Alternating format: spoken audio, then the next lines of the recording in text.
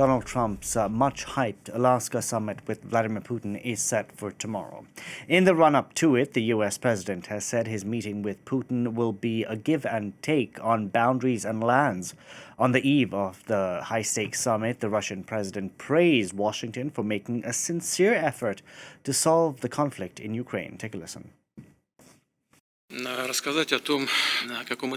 I would like to share with you where we currently stand with the U.S. administration, which, as everyone well knows, is making, in my opinion, quite vigorous and sincere efforts to halt hostilities, end the crisis, and reach agreements that serve the interests of all parties involved in this conflict. This is about creating long-term conditions for peace, both between our countries, in Europe, and in the world as a whole. If at the next stage we reach agreements on strategic offensive arms control. We can now bring in France 24's International Affairs editor, Philip Turle. Philip, in the run-up to this meeting, we have both Washington and Moscow who've been sort of laying the groundwork for this summit.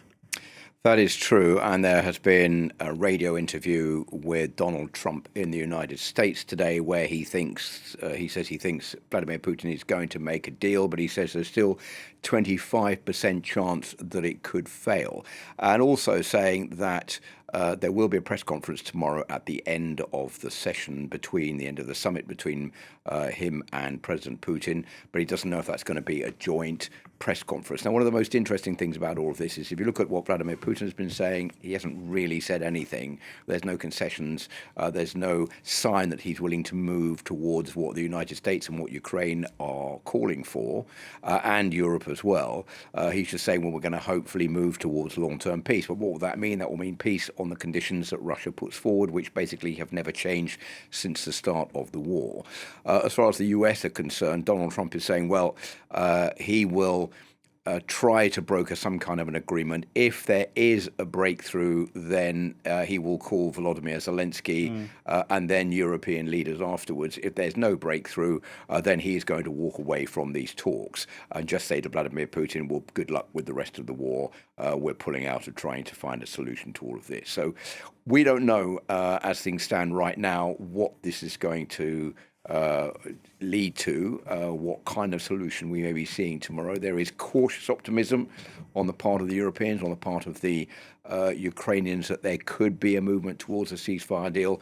But I don't think we should expect anything more than maybe just an agreement to have another series of talks afterwards between Vladimir Putin, Donald Trump, and eventually also Volodymyr Zelensky, if the talks tomorrow are deemed to be a success by the American president. It seems that the U.S. President Donald Trump is trying to put a positive spin on this because he's saying that it seems that Putin wants to make a deal. But I want to ask, Philip, is this meeting a win, whatever the outcome, from Vladimir Putin?